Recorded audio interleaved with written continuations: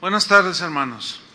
Quiero que vayan abriendo su Biblia en 2 de Corintios 12, versículo 7. Este tema voy a tratar, lo he titulado Bástate mi gracia. Bástate mi gracia. Y vamos a leer 2 de Corintios 12, 7 al 10.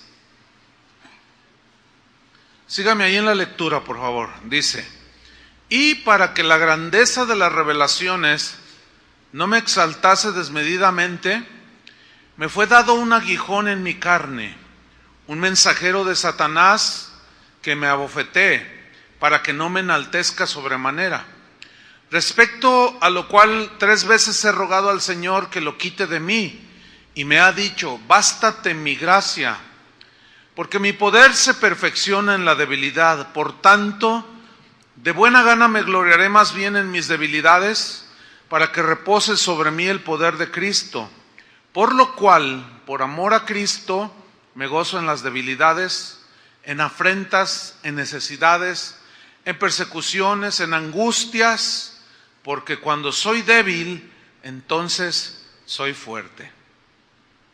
Fíjense que recibí un correo en esta semana que confirmó lo que el mensaje que Dios estaba poniendo en mi corazón para compartirles. El correo es de una hermana de aquí de Casa de Oración, lo voy a leer. Dice: amado pastor, soy miembro de Casa de Oración desde hace 4 años. Hace 15 días me detectaron un tumor de 16 centímetros en mi ovario derecho. Ya estoy siendo atendida y hasta ahorita, gracias a Dios, parece que no es cáncer. Pero me han surgido muchas preguntas. ¿Por qué hay niños con cáncer?, decía. ¿Por qué a algunos los atacan enfermedades tan devastadoras? Yo soy candidata a desarrollar el cáncer, pero para mí ha sido tan triste ver tanta y tanta gente haciendo fila para tomar sus quimioterapias. ¿Qué dice Dios sobre esto? Pues sí tiene algo que decir Dios. Dice: ¿está escrito que esto sucedería? Pues no, ¿verdad? ¿Qué palabra de consuelo podrían recibir estas personas que luchan con tan grave enfermedad mortal? Bueno, la palabra de consuelo es: cree en el Señor Jesucristo y serás salvo, ¿verdad? Como siempre, pastor, le agradezco y le amamos junto con mi familia. Entonces, vemos que la pregunta de esta hermana es legítima. ¿Por qué? ¿Por qué? ¿Por qué? Otros me han dicho: ¿por qué estoy sufriendo con esta enfermedad? Otros preguntan: ¿por qué estoy pasando tantas necesidades? Otros dicen: ¿por qué he vivido tantas injusticias? ¿Acaso Dios está enojado conmigo? Pues no necesariamente sería la respuesta, ¿no? Otros me han dicho: pastor, ¿por qué hay tanto dolor en el mundo? Otros dicen: ¿acaso estoy pecando porque yo le pregunto a Dios por qué? La respuesta es: no, no estás pecando. No es un pecado por preguntar por qué, porque Jesús mismo hizo esta pregunta cuando Él estaba colgado en la cruz del Calvario. Hubo un momento ahí cuando estaba en pleno sufrimiento y agonía. Él dijo: Dios mío, ¿por qué me has desamparado? Aquí tenemos una de las frases más impactantes de todos en la vida de Jesús. El grito de Jesús: Dios mío, ¿por qué me has desamparado? ¿Cómo entender esa pregunta de Jesús? ¿Bajo qué contexto debemos de entenderlo? Lo voy a explicar. Cristo era 100% humano, era 100% Dios, tenía toda la naturaleza divina, pero también tenía un cuerpo semejante al nuestro. Él como humano se cansó, tuvo sed. Él como humano tenía que dormir, tenía que comer. Entonces, Cristo como humano se identificó con nosotros en el dolor, en la injusticia, en la aflicción. Entonces, Cristo entiende nuestras preguntas y dudas cuando estamos en aflicción. Él entiende nuestra angustia humana, porque Él fue un humano, tomó carne, un cuerpo como el nuestro. En ese momento en la cruz, el peso del pecado de toda la humanidad estaba cayendo sobre Él. Ese fue el momento en el que al que Pablo se refirió cuando dijo: al que no conoció pecado, por nosotros lo hizo pecado. ¿Sí? El castigo que Jesús sufrió por todos los pecados implicó la inevitable separación de Dios en ese momento, como que Dios giró su rostro de su Hijo porque estaba haciendo pecado, como que Dios, no como que, quiero corregir, sino que Dios, como no tiene que ver nada con el pecado, por unos momentos dejó de ver a su amado Hijo porque estaba llevando en su cuerpo los pecados de todo el mundo, para que con su muerte pusiera a disposición de los que creyeran el perdón de sus pecados. ¿Cuántos han recibido el perdón de sus pecados? Gracias a Dios, por su gracia hemos sido perdonados. Jesús no sería Jesús si no hubiera experimentado los sufrimientos que todo ser humano experimenta. Él se identificó con nosotros, Él fue despreciado, dice Isaías 53, despreciado. Nosotros también sufrimos desprecios, aunque también despreciamos. Dice que Él fue despreciado y desechado de los hombres, varón de dolores, experimentado en quebranto. Todo eso es de la naturaleza humana, ¿cierto? Escondimos de Él el rostro, fue menospreciado, no le estimamos. Él fue molido por nuestros pecados. Él es nuestra paz, el castigo de nuestra paz fue sobre Él, y por su sacrificio nosotros fuimos salvados. Pero Él sufrió, Él se afligió, de tal manera que cuando estaba allí antes de subir a la cruz, dice la Biblia que era tanta la agonía que Él tenía que sudó como gotas de sangre, ¿verdad? O sea, que es un fenómeno físico que se da cuando alguien tiene mucha presión. Entonces Jesús, todo esto habla de que Jesús se identificó plenamente con el dolor de la humanidad. Mientras estemos en esta tierra, hermanos, estamos expuestos al dolor, a la aflicción. Por eso dice la Biblia que allá en el cielo no habrá más llanto, ni más tristeza, ni más dolor. Pero en tanto no llegues allá, aquí vamos a vivir aflicciones. Jesús sabe que hay momentos en que nos sentimos como que Dios se olvida de nosotros, como que Dios no escucha nuestra oración. Él sabe perfectamente cuando estamos unidos en situaciones que sobrepasan nuestro entendimiento y que nos sentimos como que Dios volteó su rostro, como que se olvidó de nosotros y como que sentimos que nuestras oraciones no llegan a Dios y nos sentimos como abandonados de Dios. Como dijo un señor que entrevistaron allá ahora con lo del huracán, allá en la Sierra de Guerrero, dice, ¿y cómo se sienten todos aquí? Dice, mal, dice, no tenemos nada, dice, este pueblo es un pueblo olvidado por Dios, así dijo. Bueno, se entiende la tragedia por la que están pasando, ¿no? Fíjense que Jesús sabía perfectamente que su sufrimiento tenía un propósito y que tenía que seguir adelante en ese propósito. ¿Por qué? Porque era la voluntad de Dios. Aquí vemos a un Jesús enfrentando la experiencia de dolor más extrema que un ser humano pudo haber enfrentado. No solo el dolor físico, sino imagínate la carga de nuestros pecados. Por eso es que Él oye cuando clamamos. Él nos escucha perfectamente. Cuando decimos, Señor, ¿por qué me está pasando esto? ¿Por qué permites que esto me esté sucediendo a mí?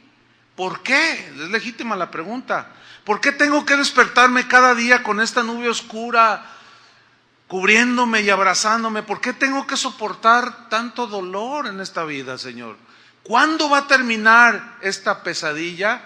Bueno, los que algunos llaman pesadilla por las aflicciones, terminará cuando mueras o cuando venga Jesús. Pero mientras se dé cualquiera de estos dos eventos, tenemos que saber qué hacer, tenemos que saber el propósito que Dios tiene con las aflicciones. Pero escuchen bien, el sufrimiento de Jesús tenía un propósito. ¿Cuál era el sufrimiento? ¿Qué le produjo el sufrimiento? El cargar con nuestros pecados, el cargar con nuestra culpa. Y el sufrimiento de Jesús tenía un propósito principal. No se duerma, porque esto es muy importante. El sufrimiento de Jesús tenía un propósito. ¿Cuál era? Salvarnos. Ese era el propósito del sufrimiento de Cristo en la cruz. Jesús conocía la voluntad del Padre, se sometió humildemente a esa voluntad del Padre. Él tenía que sufrir el dolor para salvarnos de nuestros pecados y de esa manera identificarse con los seres humanos que vivimos todavía las consecuencias de nuestros pecados, de nuestra corrupción, aunque nuestros pecados, en el caso de nosotros los creyentes, ya hayan sido perdonados. Seguimos expuestos a las mismas sufrimientos, así como Dios hace salir su sol sobre justos e injustos. O sea, ninguno se escapa a la misericordia de Dios. También estamos sujetos a las cosas. Los cristianos también tienen accidentes y chocan sus carros. Muchos cristianos salieron afectados con las inundaciones. Entonces, los creyentes en Cristo debemos saber y entender que las pruebas y los sufrimientos en nosotros los creyentes tienen propósitos en Dios. Tenemos que saber y entender que Dios no nos abandonará. ¿Por qué? Porque en el caso de nosotros ya nuestros pecados han sido perdonados. Sin embargo, sufrimos, padecemos cosas, dolor, que angustias, que nos afligen, ¿sí? Sin embargo, Él estará con nosotros en medio de las pruebas que nos traen dolor, porque el sufrimiento de nosotros no es para expiar nuestros pecados, eso no es bíblico, ¿sí? Acuérdense que lo que Él pide, lo único que pide es que confiemos en Él. En Juan capítulo 16, búsquelo conmigo, Juan 16, 32 y 33. Ahí Jesús dice algo muy importante. Dice, he aquí la hora viene, y ha venido ya, en que seréis esparcidos cada uno por su lado, y me dejaréis solo. ¿Qué está experimentando Jesús ahí? La soledad. Soledad. ¿Te has sentido solo alguna vez? Jesús también estuvo solo, se sintió solo. Pero mira el contraste, que es de lo que tenemos que aprender. Me dejaréis solo, mas no estoy solo, porque el Padre está conmigo. En realidad, como Dios, Él nunca perdió su divinidad en la cruz, ¿entienden? Como humano cargó nuestros pecados porque nosotros merecíamos ese castigo. Pero ¿se acuerdan cuando Jesús dijo, he aquí yo estoy con vosotros nada más 10 días al mes? ¿Así dijo? Todos los días hasta el fin del mundo. Es decir, que ahora nuestras aflicciones y sufrimientos, Dios promete estar ahí, aunque nosotros sintamos como que no está ahí, como que nos abandonó, como que no nos escucha. Pero de eso se trata el mensaje, de hacernos entender que nos basta la gracia de Dios en medio que nos capacita para enfrentar las aflicciones de la vida. Ahora fíjate el versículo 33. Dice, estas cosas os he hablado. O sea, ustedes me van a dejar solo, pero el Padre está conmigo. Pero Él está hablando de su sacrificio que en unos pocos instantes después iba Él a sufrir. Dice, estas cosas les he hablado para que en mí tengáis paz. En el mundo tendréis aflicciones. Noten que Jesús está asegurándonos que mientras estemos en el mundo, ¿qué vamos a tener? Ok, todos los cristianos tenemos que armar nuestra mente de este pensamiento. Hay cristianos que oran, dicen, pastor, ore por mí para que el Señor me quite esta aflicción. Es que es difícil hacer esa oración, por lo que ahorita vamos a aprender. ¿No sería más bien, Señor, pastor, ore por mí para que el Señor me dé gracia y fortaleza para saber enfrentar esta aflicción, esta situación que me está causando dolor y poder salir triunfante? Eso es diferente. Ahora mismo, en estos momentos, sin duda que habrá gente aquí o que nos escucha en internet que está pasando por un profundo sufrimiento. ¿Ha oído la expresión esa de lo que estoy pasando no se lo deseo ni al peor de mis enemigos? Claro, porque en ese momento tú estás sintiendo que lo que estás viviendo es lo más agobiante, lo más desconcertante y doloroso. Pero para cada quien su experiencia puede ser así o no tanto, lo cual implica que todos entramos en situaciones por medio de las cuales nos llevan al sufrimiento. Algunos pueden estar teniendo dolor físico, padecer algún dolor físico, alguna enfermedad.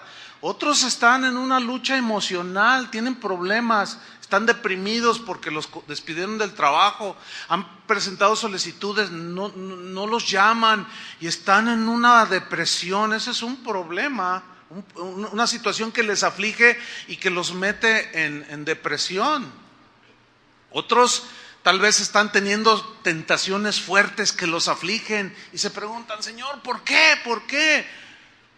Pero vamos a ver la experiencia de los hombres, de algunos hombres en la Biblia, hombres de Dios, mujeres de Dios, que experimentaron el dolor y el sufrimiento, pero sin embargo sus vidas nos enseñan cómo enfrentaron esas situaciones. Uno de estos hombres, cuando se habla del sufrimiento por excelencia, tiene que mencionarse, y este es Job.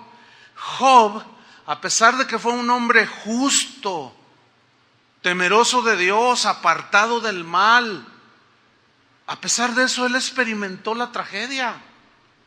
Sus hijos se le murieron, experimentó la quiebra, se quedó sin nada, siendo un hombre muy rico, experimentó el dolor y también la enfermedad. El sufriente Job.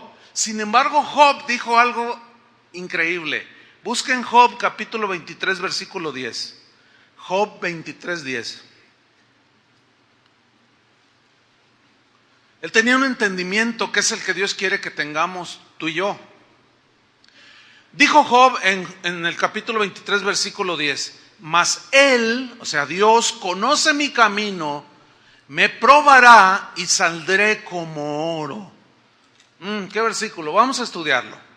La primera frase donde dice, mas Él, o sea Dios, conoce mi camino. El verbo conocer aquí en el hebreo significa ver, o sea, Él ve. También significa vigilar, o sea, Él vigila mi camino. Él ve mi camino. Camino aquí en el hebreo, derek, habla de la senda que caminamos con nuestros pies. Alude a cada paso que tú y yo damos en esta vida. ¿Qué senda estamos nosotros caminando?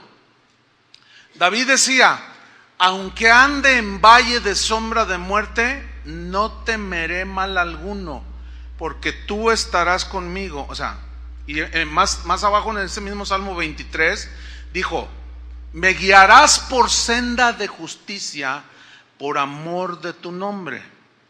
Ok, me guiará por sendas de justicia. ¿Cuáles son las sendas de la justicia de Dios? Son sus caminos. Y Él nos va a guiar en esos caminos. Cuando Él te guía Él te quiere enseñar, por ejemplo, la misericordia, Él te va a guiar por la senda de la misericordia. Cuando Él quiere enseñarte a perdonar, te va a guiar por la senda del perdón.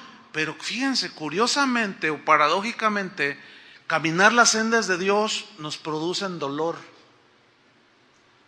Porque si Él quiere enseñarte a caminar por la senda del perdón es porque te han ofendido. Y eso produce dolor.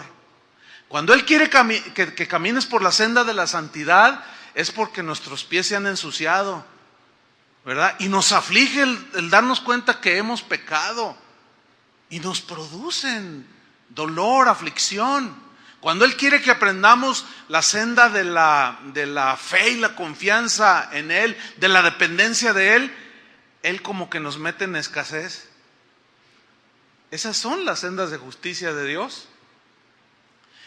Y Job dice, Él conoce, Él ve, vigila la senda de mis pasos, cada paso que doy. En otras palabras, cuando yo me estoy desviando, Él siempre me va a corregir y me va a meter a sus sendas.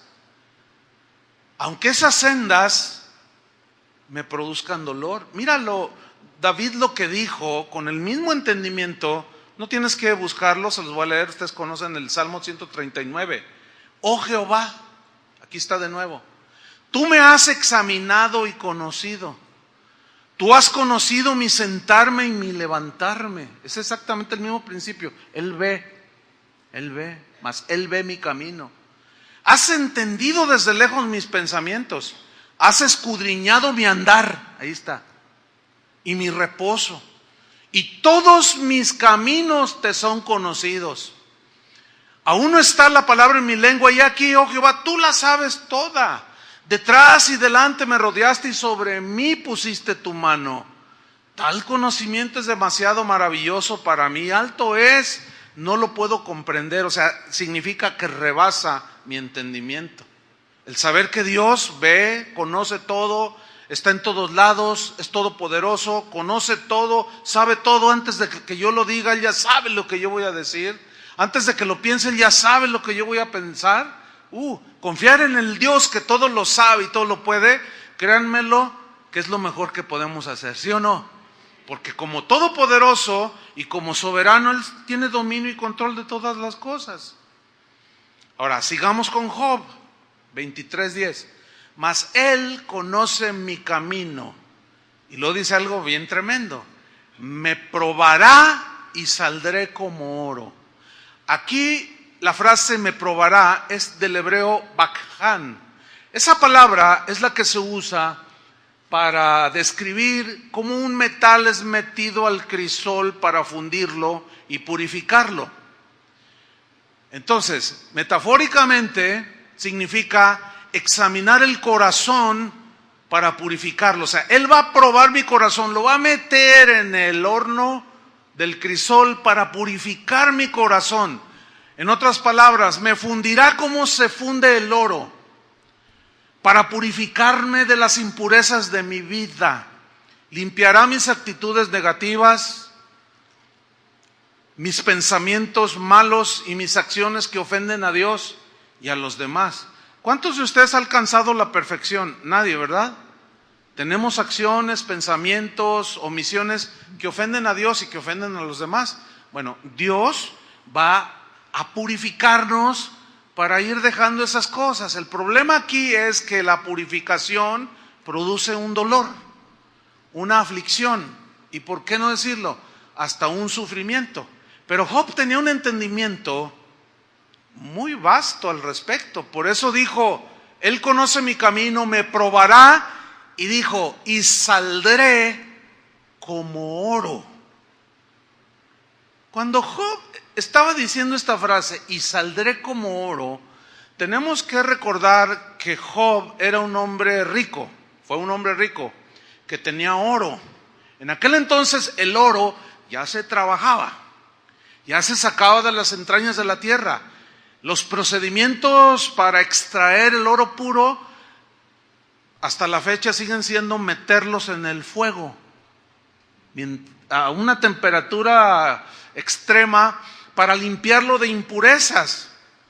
Todos los metales, incluyendo el oro, tienen características propias del mismo metal.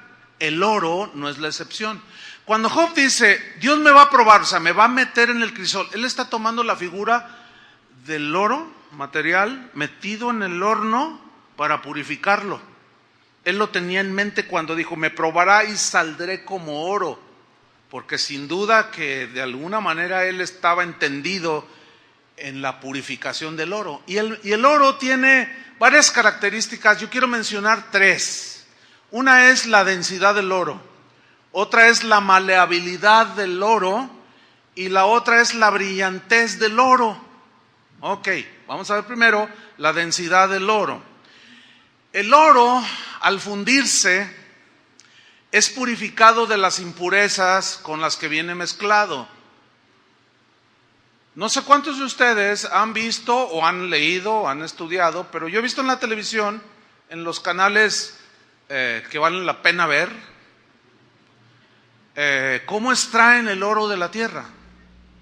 Son minas, le llaman, ¿no? O yacimientos. Entonces ellos empiezan a escarbar y sacan montones, toneladas de piedras, lodo. Entonces los meten en unas máquinas y los van como procesando, van separando las piedras más grandes, luego las más pequeñas, hasta que queda poquito, así como lodo negro y muchas cosas, y una que otra cosita que brilla. Bueno, eso lo meten posteriormente al crisol o al fuego para quitar todas las aleaciones y mezclas con las que viene el oro, ¿sí? Entonces, lo meten al fuego y sacan una pepita así de 50 gramos, ¿sí? Ahora bien,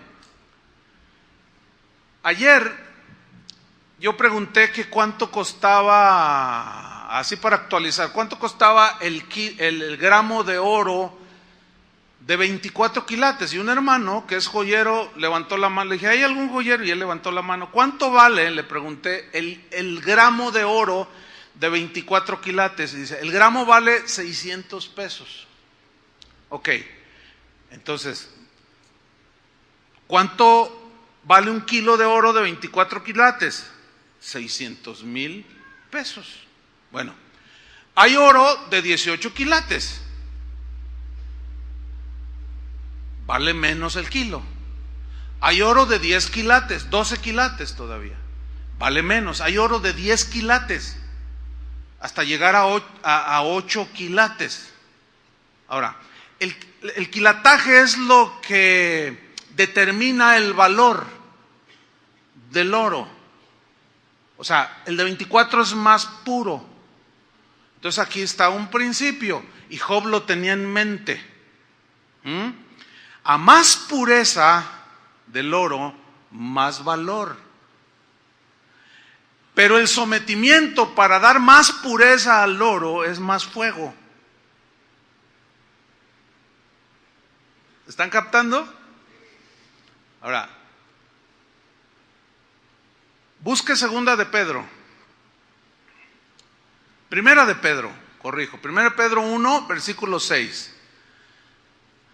Porque aquí Pedro compara la pureza de la fe que es metida al crisol con el oro. Entonces la pureza del oro es lo que determina su valor. En cuanto a la fe que tenemos los hijos de Dios, pues hay fe de 1 quilate. Es esos hermanos que, yo le pedí a Dios y no me contesta, pues ya no vengo a la congregación. Le pido y no me da nada, pues ya no creo. Esa ni de 1 quilate es. También hay fe de 5 quilates. O sea, hay fe de 10 quilates. ¿Sí? Otra ¿se acuerdan cuando Jesús un día, cuando estaba discipulando a sus discípulos, cuando una vez los reprendió y les dijo, hombres de poca fe? En ese momento Él estaba tratando con ellos y poco a poco les iba aumentando el calor del crisol, del fuego al crisol para purificar su fe. Y en ese momento su fe era como de 5 quilates. Y a través de lecciones que ellos vivieron y de tratos en el crisol, fue como la fe de los discípulos se fue haciendo hasta 24 quilates. ¿De cuántos quilates es su fe? De 4, bueno, al menos reconoce que está, pero derrapando. ¿De cuántos quilates es su fe? Es una buena pregunta, ¿no? Ahora, ¿cuántos quieren una fe de 24 quilates, pura? ¿Seguros? Entonces están listos para que el fuego arrecie. Bien. Primera de Pedro 1:6. Estas son palabras de alguien que en sus inicios tenía una confianza en Dios, una fe de un quilate. Pero a medida que fue pasando experiencias que lo hicieron llorar, como el haber negado a su Señor, cuando Jesús le dice: Pedro, Satanás me ha pedido permiso porque te quieres zarandear como a trigo, y yo he rogado, dice, para que tu fe no falte. ¿Qué significa eso? Que le dio permiso. Dice: tú me vas a negar. No, ¿cómo crees, Señor? Bien autosuficiente. Yo me muero por ti. Y al rato ya lo estaba negando. Dios tuvo que meterlo al crisol para purificar su fe. Y eso lo hizo llorar amargamente, sufrió. Y ese mismo fue el que escribió esto. 1 Pedro 1:6. En lo cual vosotros os alegráis, aunque ahora, por un poco de tiempo, si es necesario, tengáis que ser afligidos. Esto en el griego implica angustia, estrechez, dolor, en diversas pruebas. Pruebas aquí se refiere meter en el crisol que purifica. Ahora, aquí, ¿qué es lo que el Señor va a purificar? El versículo 7 nos lo aclara.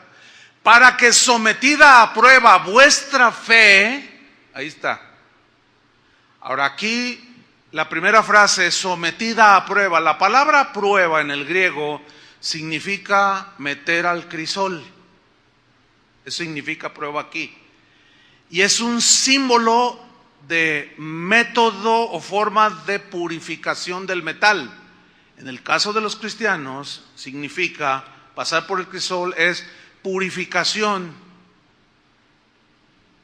de todas las cosas que traemos ahí mezcladas.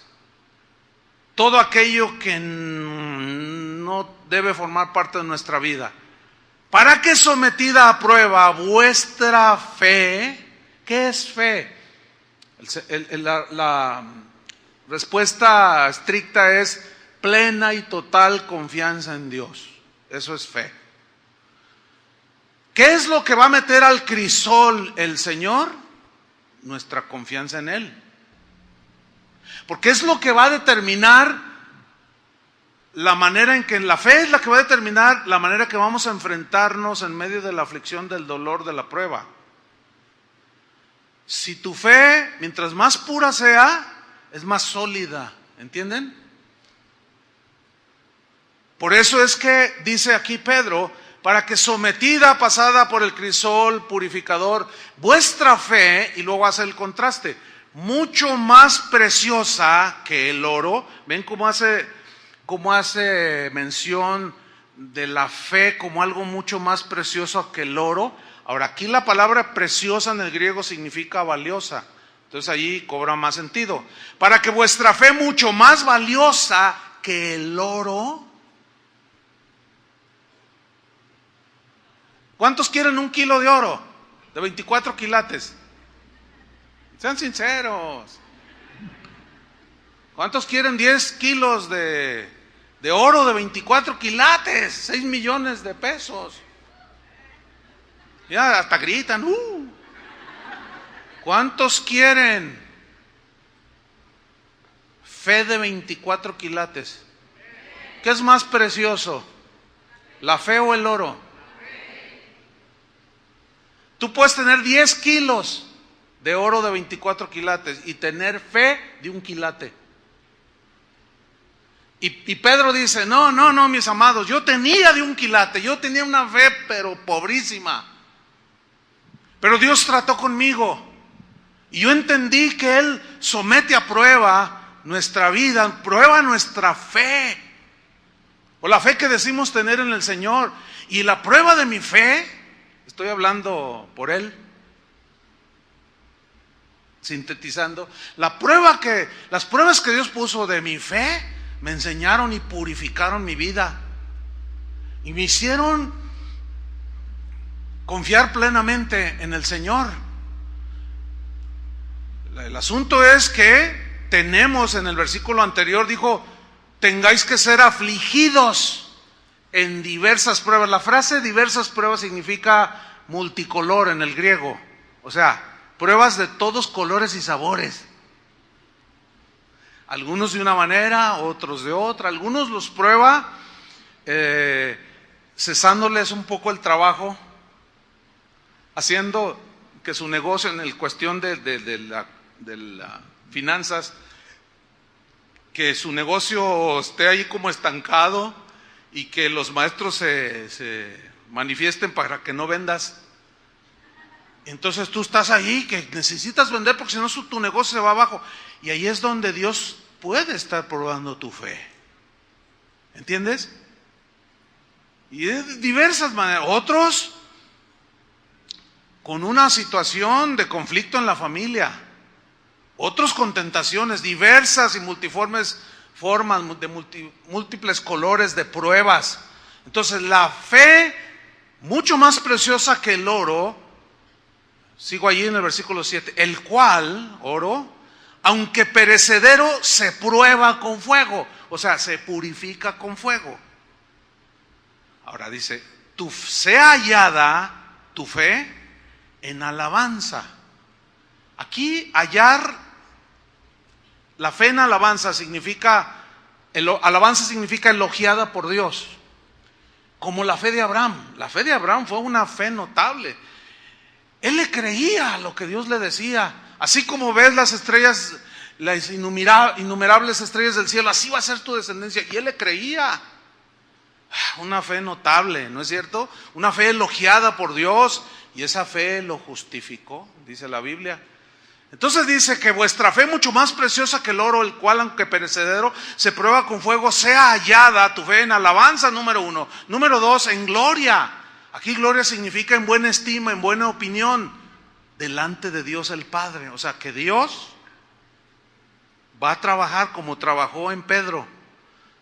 ¿Se fijan cómo él fue creciendo en fe en su vida? Lo vemos desde los evangelios. ¿Se acuerdan cuando Jesús se acercó a ellos caminando sobre el mar y él dijo, Señor, si eres tú, manda que yo vaya hacia ti? Y Jesús le dice, ven. Y él se bajó de la barca y empezó a caminar sobre el agua. Qué tremendo, ¿no? Vaya que se necesita fe para hacer eso, ¿no? Pero dice que de pronto, pues empezó a ver a su alrededor que estaban las olas tremendas y puso sus ojos en las circunstancias y se empezó a hundir. Y clamó, Señor, sálvame. ¿Y qué hizo Jesús? ¿Que tu fe te salve? No. Le estaba dando lecciones de fe, pero lo abandonó. Ahí está el punto. Dios nos dará lecciones de fe, pero nunca nos va a abandonar. Dios va a permitir que lleguemos al límite, pero nunca va a llegar tarde.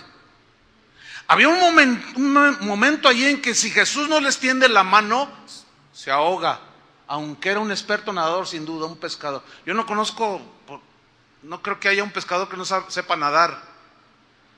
Pero el asunto es que aunque sepa nadar, cuando el mar está embravecido, no hay quien lo pueda resistir. Los nadadores más prodigiosos que se han encontrado en una situación así, muchos se han ahogado. ¿Y qué hizo Jesús? Lo agarró de la mano y lo levantó. Y volvieron los dos a la barca, o sea, volvió a caminar. Pero en otro episodio, cuando está la barca así queriéndose hundir, Señor, sálvanos que perecemos. Y se levanta Jesús y dice, todos calmados, calladitos se ven más bonitos. Tú, viento, mar, calladitos se ven más bonitos. Y todo se acalló. Y luego voltea y dice, ¿dónde está vuestra fe? Ay. Entonces, toda la vida se la pasaron, ay. Porque el Señor los estaba enseñando. El Señor te está enseñando. Nos está enseñando. Está purificando nuestra fe, aunque eso nos trae aflicción. ¿Están entendiendo? Entonces nuestra fe es más valiosa que el oro, pero tiene que ser purificada así como el oro. Y Job tenía en su mente perfectamente claro cuando dijo, me probará y saldré como el oro. Pero así como yo meto en el crisol el oro y sé cuando está puro, así también sé que mi fe fue probada, está siendo probada y será probada. Como aquel hombre que estaba, aquel artesano de la plata que estaba metiendo en el crisol la plata para purificarla y luego la dejaba que secara un poco y miraba allí y hacía esto. Y estaba allí alguien novato en el oficio. Entonces le decía, oiga maestro, ¿le podría yo preguntar por qué mete el oro y luego lo saca y luego como que, ¿cuándo sabe que ya está listo? Dice, cuando mi rostro se refleja en la plata, ahí es cuando está listo. Cuando está todo borroso así, no, todavía le falta purificación. Entonces, es lo que hace el Señor. A ver, ¿te pareces a mí? No. Y luego lo saca y trata de verse, o sea, que nosotros reflejemos la imagen de Jesús. Y si no, este está muy borroso.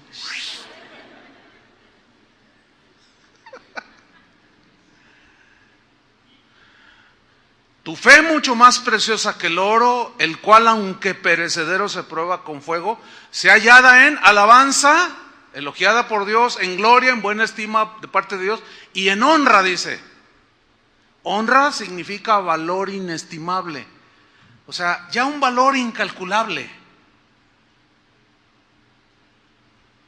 Cuando sea manifestado Jesucristo, o sea, fíjate, en el momento en que tú te convertiste al Señor, que el Señor lavó tus pecados en su sangre, naciste de nuevo, en ese momento empezó el proceso de santificación, porque Dios quiere que cada vez más nos alejemos del pecado. Bueno, ese proceso durará hasta que Cristo venga o te mueras, ¿sí? Pero cuando Cristo venga, quiere ver fruto en nosotros, ¿sí? Entonces, nuestra fe será probada, pero al ser probada por el horno de la aflicción, como dijo Isaías, nos va a producir dolor. Pero aquí es donde tú y yo tenemos que entender que es la única manera que existe para Dios transformar nuestra vida, probar nuestra fe, probar nuestras actitudes, probarnos, meternos al fuego. Entonces, esa es la primera característica del oro, ¿sí? A más pureza, más valor. Pero a más valor, para que tenga más valor y más pureza, más fuego. La segunda característica del oro es la maleabilidad. ¿Qué es la maleabilidad del oro? Bueno, es la capacidad que tiene el metal, en este caso el oro, de extenderse sin romperse. Esto habla de docilidad, de la docilidad que posee el oro para ser trabajado. Con 30 gramos de oro puro, se puede hacer un hilillo sin romperse de 8 kilómetros. El Ángel de la Independencia en la Ciudad de México, ¿lo han visto? Aunque sea en fotografía, pero yo lo he visto así en vivo y en directo, y se ve bien brilloso, y parece de oro macizo, pero no es de oro macizo. Es una capita sumamente delgada, que ha de ser de 3-4 gramos. Con 4 gramos de oro se puede cubrir perfectamente eso, porque el oro, cuando tiene esa pureza, tiene esa característica de ser maleable, o sea, se puede formar a la voluntad del artesano o del joyero, lo extiende, pero la cualidad es que es sin romperse, o sea, no se rompe. Se extiende, pero no se rompe. Bueno, haciendo una antítesis de esto, muchos cristianos, muchos de nosotros, tenemos una fe que que parece más un jarrito de tonalá que un metal como el oro, porque cualquier movimiento, cualquier caída y se hacen pedazos. ¿Están entendiendo? Eso es lo contrario. Aunque también tiene su analogía de que el Señor como alfarero nos forma como Él quiere. Pero una vez endurecido el barro, ya no se puede hacer nada.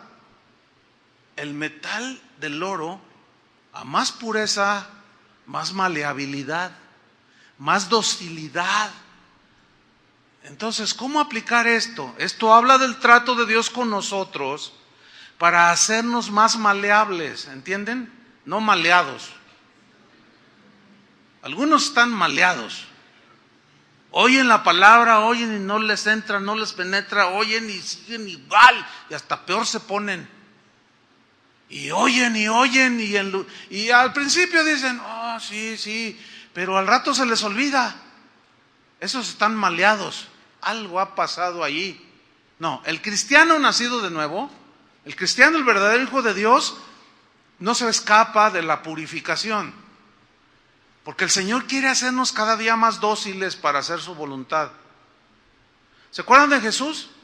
Yo no hago mi voluntad, sino la tuya, Padre. El hacer tu voluntad, Dios mío, me ha agradado. Aunque al hacer su voluntad le produjo mucho dolor.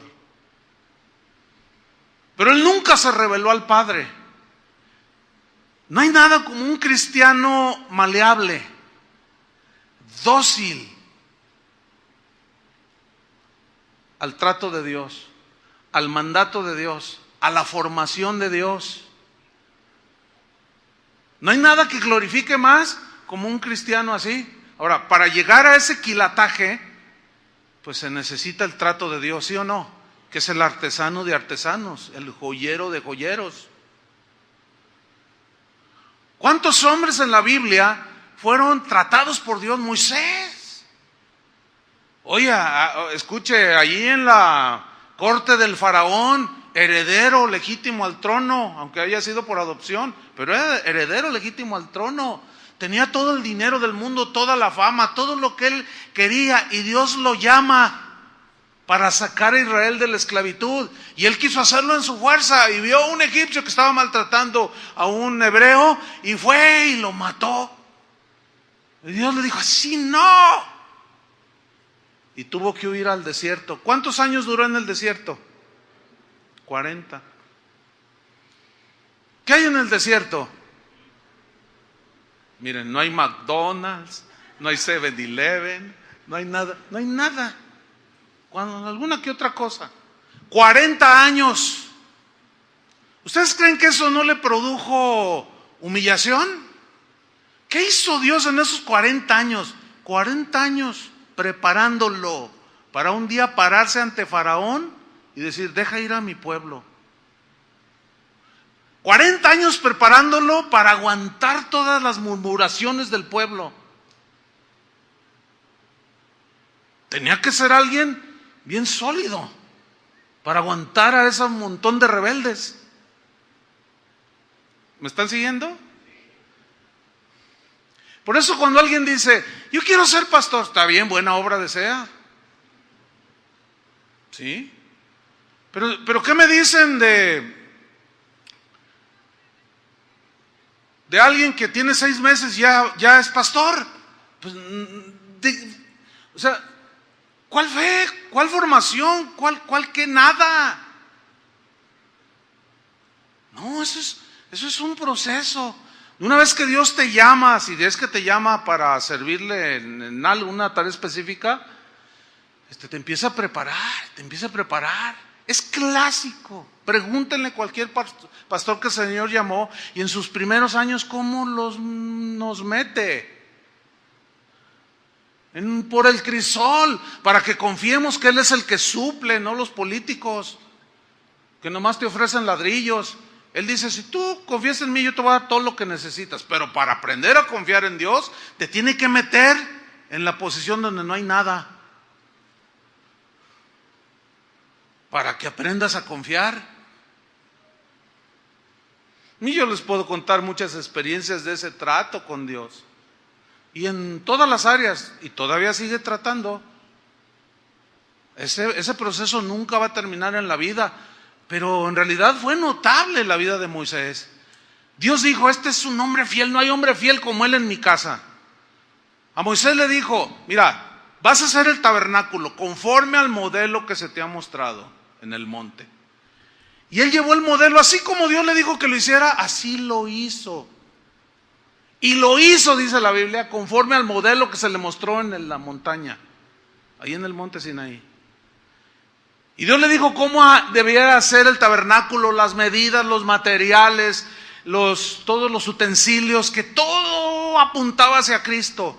Todo simbolizaba a Cristo, todos eran referencia a Jesús, pero estaba como velado, era simbología, ya apuntando hacia la venida del Mesías. Pero aquí lo que quiero resaltar es que Moisés hizo todo conforme a lo que Dios le dijo cuando se le mostró el modelo. No le aumentó ni le quitó. Moisés era un hombre maleable, de 24 quilates. ¿Y qué me dicen de Noé? Lo mismo.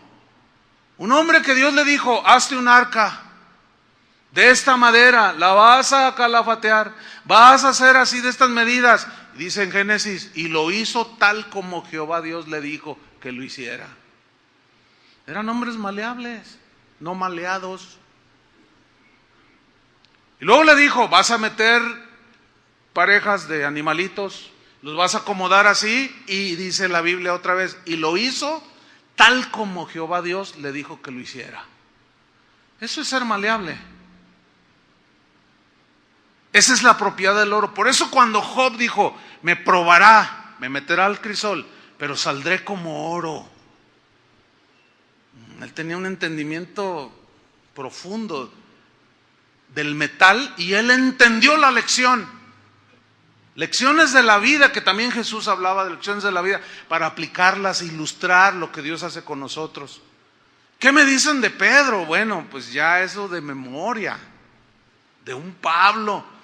Pero otro ejemplo de trato de Dios es el de Jonás. ¿Se acuerdan de Jonás? Él era un profeta que Dios lo había llamado a ser profeta y él empezó a profetizar. Pero un día le dijo Dios, ve y predica a Nínive, porque esa ciudad es mala en extremo y ya me hartaron con sus pecados.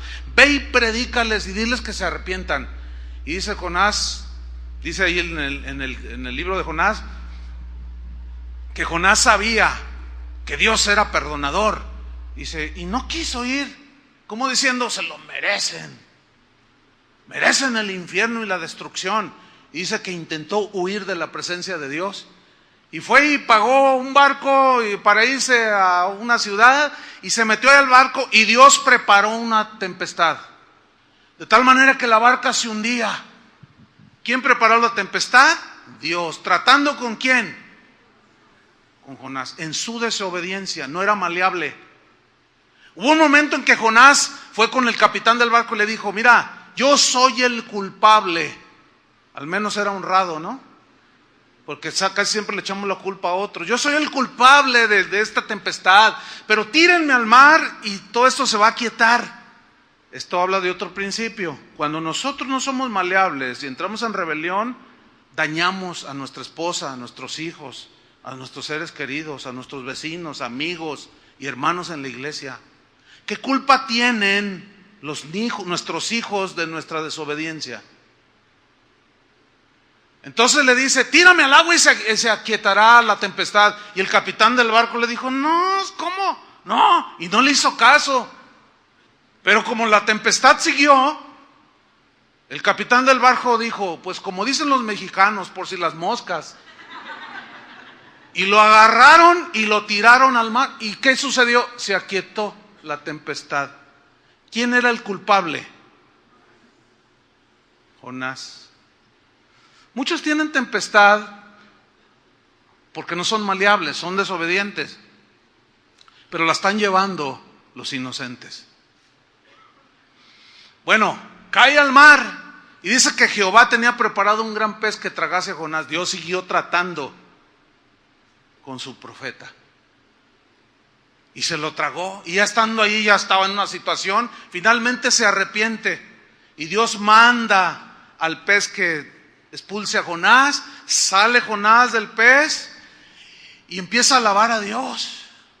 Oh Señor, y y se regocija, y luego le pregunta al Señor: Señor, ¿qué quieres que yo haga? Y Dios le dice: ve y predícale a Nínive, aquella gran ciudad, y pregona contra ella. Y dice que Jonás fue y les predicó. Y el rey de Nínive se arrepintió y ordenó ayuno. Y ese es el único caso en la Biblia de toda una ciudad arrepintiéndose. Hasta los animales los metieron en ayuno, al perro, al gato y a la tortuga.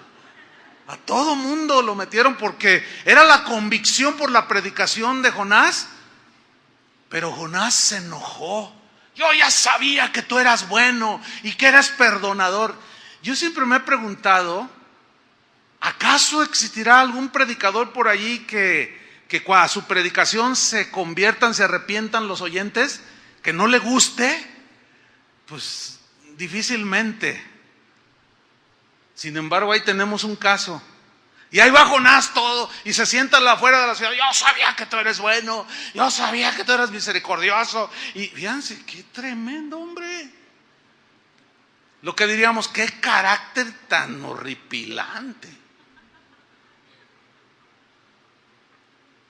Qué carácter tan feo. No se estén codeando, Dios tratará también como a Jonás, pues también con todos. Entonces dice que le daba, se sentó ahí todo quejumbroso y dice que le daba el sol agobiante. Entonces Dios preparó una calabacera. Fíjate, la idea es esta, que creció rápido y le dio sombra y descansaba Jonás del calor del sol. Dice, pero Jehová preparó un gusano que tragara la raíz de la calabacera y se secó. Híjole. Qué increíble, ¿no? El trato de Dios. Entonces Jonás reacciona y dice: no, ¿cómo es posible? Ay, la calabacera se secó. Entonces Dios le dice: tú tienes lástima por la calabacera, y no había yo de tener misericordia por 120 personas ahí junto con los animales y toda la ciudad. Dios le estaba dando una lección. Quería que fuera misericordioso como Él. Lo estaba formando, lo estaba haciendo maleable. La tercera es la brillantez del oro. Esto habla de la obra de Dios en los creyentes. El oro, cuando es puro, brilla. Yo tengo aquí mi argolla de 35 años de casado. Nunca me la he quitado, es la misma, es la original. Ahí está, siempre no pierde brillo. Pero saben que estaba yo leyendo algo sobre precisamente el metal, y decían, para que el oro, sus joyas de oro, sus anillos mantengan el brillo, dice, no lo exponga a agentes químicos, no les ponga al polvo, el mismo sudor y cosas que agarramos en la mano, en el caso de un anillo, tienden a opacar un poco el brillo. No pierde su valor la joya, pero todo eso simboliza el polvo, otros agentes químicos, otras cosas que opacan un poco el brillo de la joya. Hablan, podemos decirlo así, de las cosas que permitimos nosotros que van opacando el brillo en nuestra vida. ¿Están entendiendo? Mira lo que dice la Biblia en Filipenses 2:13. Filipenses 2:13 dice: porque Dios es el que en vosotros produce así el querer como el hacer por su buena voluntad. Haced todo sin murmuraciones y contiendas, para que seáis irreprensibles y sencillos, hijos de Dios sin mancha, en medio de una generación maligna y perversa, en medio de la cual resplandecéis como luminares en el mundo. En otra versión dice el versículo 15, así como hijos de Dios, limpios y sin falta, viviendo entre gente perversa y mala, de esa forma brillarán entre ellos como las estrellas brillan en la oscuridad. En otras palabras, algo que brilla siempre llama la atención, ¿no? El brillo es la gloria de Dios, ¿entienden? En la vida del cristiano. Por eso dan las instrucciones de que después que de un tiempo prudente, tú limpies con un paño especial los metales. También se raya, el oro se raya al tener roces con otros metales, también se pule. ¿Sí? Entonces todo eso simboliza, todo eso Job lo sabía. También sabía que el oro había que pulirlo de cuando en cuando. Y la Biblia dice, si confesamos nuestros pecados, Él es fiel y justo para perdonarnos y limpiarnos de toda maldad. Otra vez nos pule. Cuando pecamos y confesamos nuestros pecados, Él nos limpia. Y vuelve a salir el brillo, la paz de Cristo en el corazón. Y empiezas a reflejar. ¿Están conmigo? Pero vámonos sobre la historia bíblica final que ilustra este mensaje. El apóstol Pablo. Abran su Biblia en 2 Corintios 12:1, que fueron nuestros textos que tomamos. El apóstol Pablo nos dice que su vida fue un ejemplo de cómo debemos tratar y cómo debemos enfrentar las aflicciones, como él las tuvo. Y él nos da principios aquí en esta experiencia que él tuvo. 2 Corintios 12:1, dice así: ciertamente no me conviene gloriarme, porque no es conveniente andar presumiendo. No es conveniente, no es para un hijo de Dios. Pero dice, vendré a las visiones y a las revelaciones del Señor. ¿Por qué digo esto? Porque falsos apóstoles andaban diciendo que Pablo no tenía visiones extraordinarias. Y dijo, no me conviene hacerlo, pero tengo que hacerlo. Versículo 2. Conozco a un hombre en Cristo que hace 14 años, ¿cuántos? 14 años, nunca había contado su testirollo. Porque contar su experiencia personal no es el evangelio, hermanos. Cuando alguien en un púlpito sustituye el testimonio personal por la palabra de Dios, es un error. Se puede dar, pero no debe ser el común. Porque mi experiencia personal no es la palabra de Dios. Yo les puedo contar innumerables experiencias con Dios que he tenido, de milagros extraordinarios, de experiencias espirituales fuertes, pero eso no es el evangelio.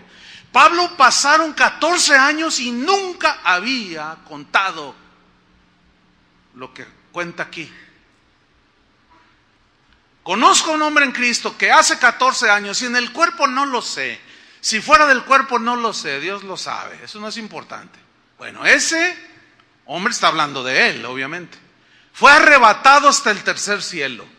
El concepto de primer, segundo y tercer cielo viene desde los judíos, que es el que los cristianos también, aquí vemos a Pablo creyendo lo mismo. El primer cielo es la atmósfera terrestre, aquí pues la tierra. El segundo es donde está todo el universo. Y el tercero es el cielo que no se ve, que es donde está Dios. Bueno, ahí fue arrebatado hasta el tercer cielo, dice. Y conozco al tal hombre, dice, versículo 3. Si en el cuerpo o fuera del cuerpo, no lo sé. Dios lo sabe. O sea, Pablo era tan práctico que decía, ¿qué importa si fue en el cuerpo o fuera del cuerpo? Porque cómo nos peleamos, ¿verdad? Por enseñanzas que... No, que es así, que mira cómo haya sido, como el ciego aquel. Yo no sé si el que me sanó era pecador o no. Yo solo sé que no veía nada y ahora veo. ¿Y para qué nos andamos con las ramas? Dice Pablo, yo no voy a discutir ni argumentar todo un tratado teológico si fue en el cuerpo, fuera del cuerpo. No lo sé, eso no importa. Dios lo sabe, dice. No es importante eso. Bueno, versículo 4. Que fue arrebatado, ¿a dónde? Al paraíso. Wow. Luego dice, donde oyó ese hombre, o sea, él, palabras inefables, profundas, que no le es dado al hombre expresar, o en otras palabras, que es difícil encontrar palabras para expresar lo que vi. Yo cuando leo esta historia me pregunto, ¿cómo es posible que a Pablo le dijeran, ni les digas porque no van a entender? Y ahora andan muchos por allí dando su testimonio que se los llevó el Señor al cielo, otros que al infierno, puro rollo. Mejor que prediquen el evangelio y dejen las experiencias personales. Pues eso no es lo importante, dice. Yo escuché palabras y es difícil explicar lo que vi. Versículo 5. De tal hombre me gloriaré, pero de mí mismo en nada me gloriaré, sino en mis debilidades. Sin embargo, si quisiera gloriarme no sería insensato, porque diría la verdad. O sea, que sí fue efectivamente arrebatado al paraíso. Pero lo dejo, dice, para que nadie piense en mí más de lo que en mí ve. A él le importaba que la gente viera a Cristo. No que fuera un hombre que se desenvolvía y volaba por todo el universo. Como hoy cada testirrollo que hay ahí en los púlpitos. No, hermanos, me salí del cuerpo y empecé a rodear la tierra. Y yo flotaba y miraba y ahí se veía el planeta azul. Ah, pues eso lo veo en Discovery.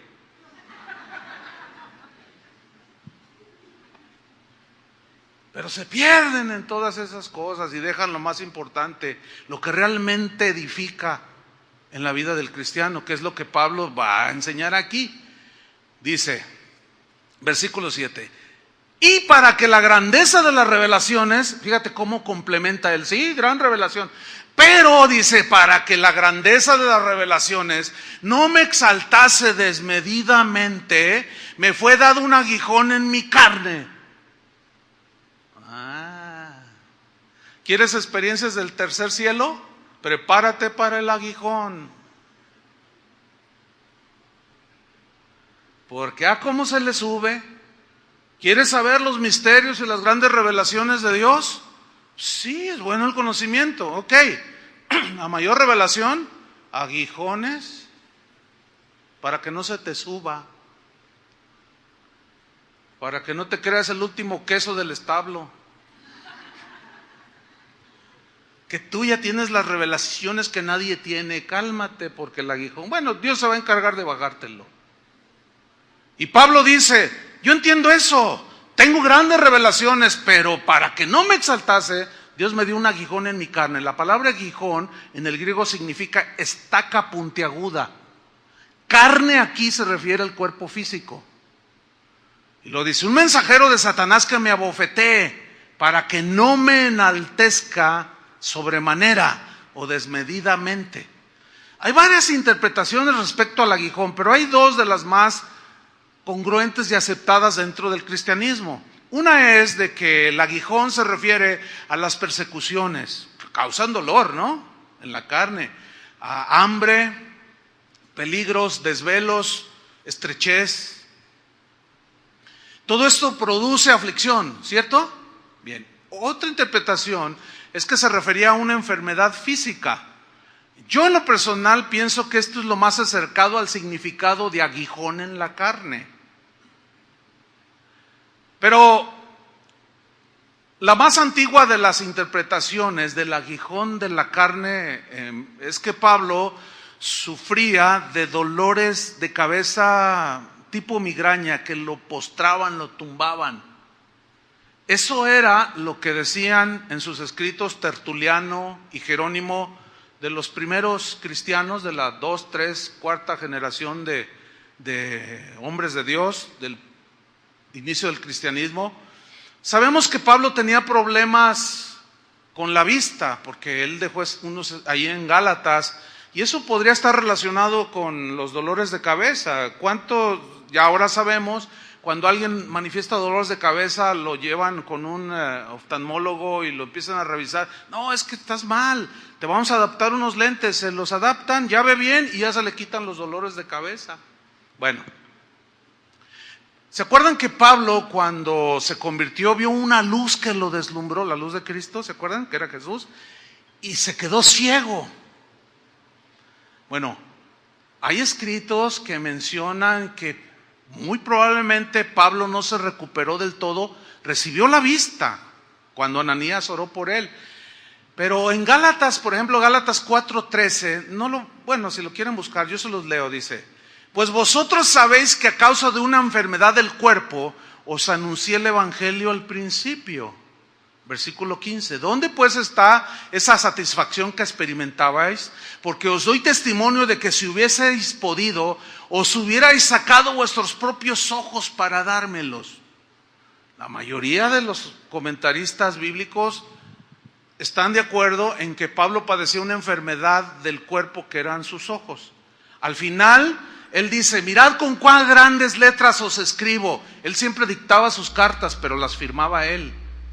Pero aquí él, la premura de que los falsos maestros estaban contaminando la doctrina cristiana, le hizo él escribir, y como se entiende que él tenía un problema, escribió con grandes letras. Bueno, el problemas en la vista pudieron causar dolores de cabeza muy agudos. Ok. Lo importante aquí, y me voy sobre el final, no es lo que podamos creer nosotros, lo que creamos. Si fueron las persecuciones, si fueron los dolores de cabeza o dolores de la vista o una enfermedad o las persecuciones o la estrechez, no. Eso que es secundario. Lo que importa aquí es el hecho de que Pablo sufría en su cuerpo. En eso nadie tiene ninguna discusión ni interpretación. ¿Estamos de acuerdo?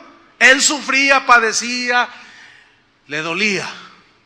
Él tuvo dolor, aflicción, y rogó al Señor. Aquí está, versículo 8.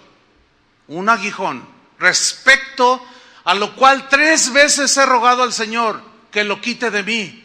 Y me ha dicho, bástate mi gracia. O sea, ¿se lo quitó? No.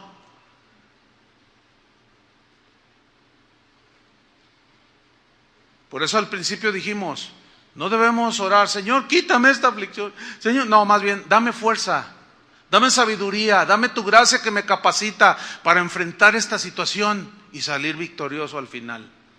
¿Qué es lo que Dios le estaba enseñando a Pablo? Bástate mi gracia, porque mi poder se perfecciona en la debilidad. Por tanto, de buena gana, con buena actitud, sabiendo que Dios está tratando conmigo, porque tengo un problema de orgullo.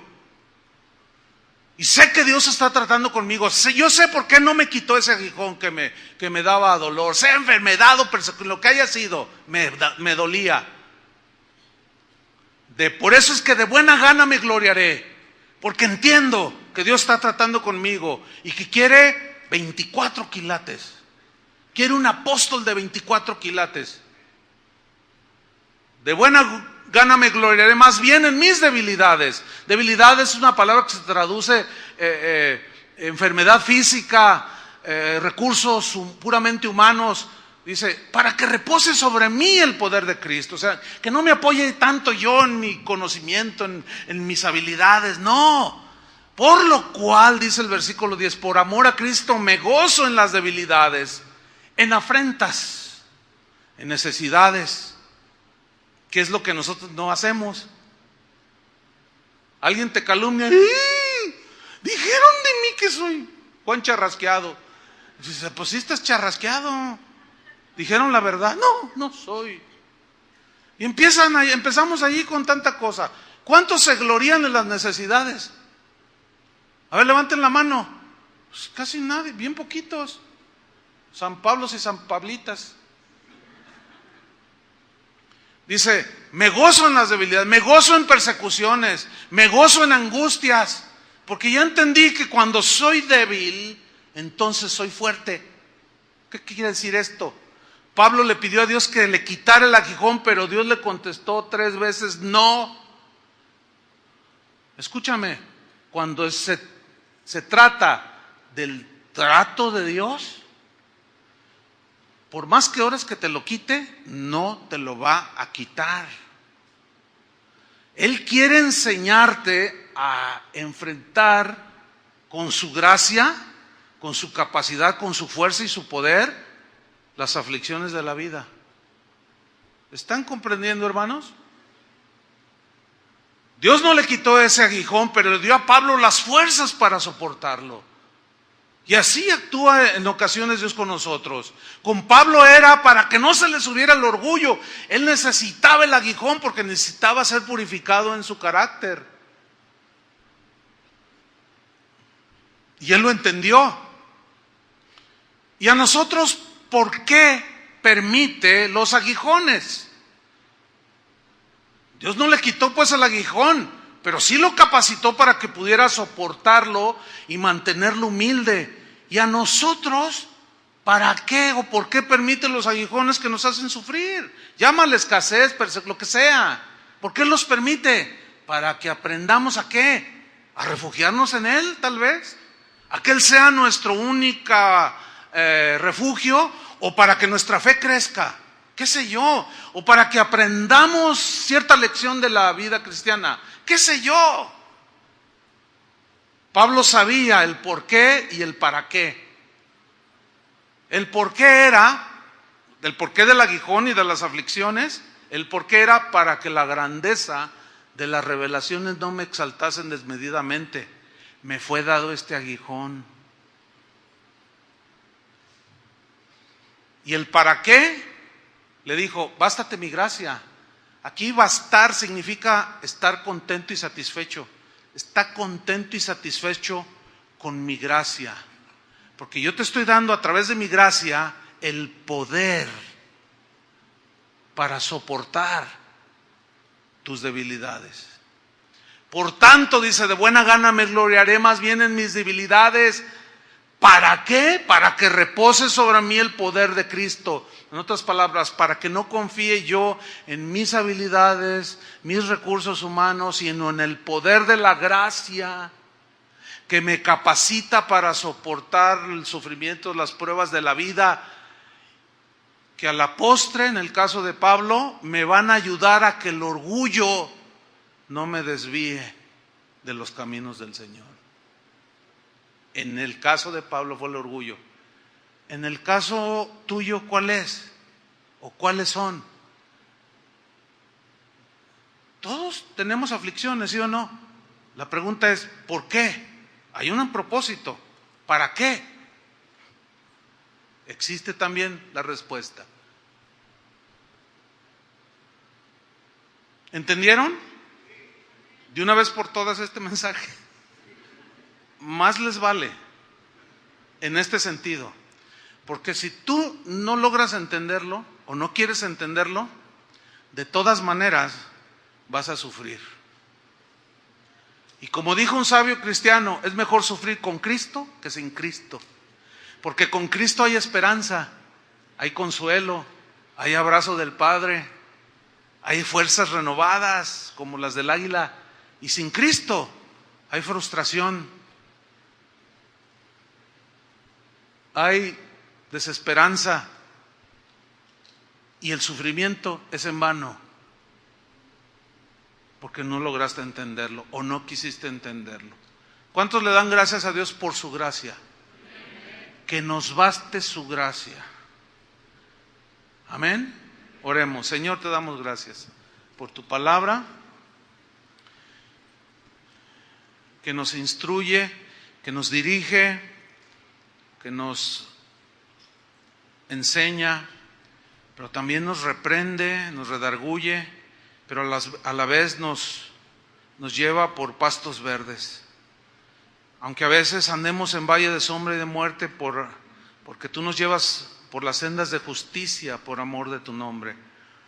Pero aún allí, tú estarás con nosotros, Señor, porque tú estás formando a Cristo en nosotros. Es a lo que Pablo se refería, Señor, lo entendemos así.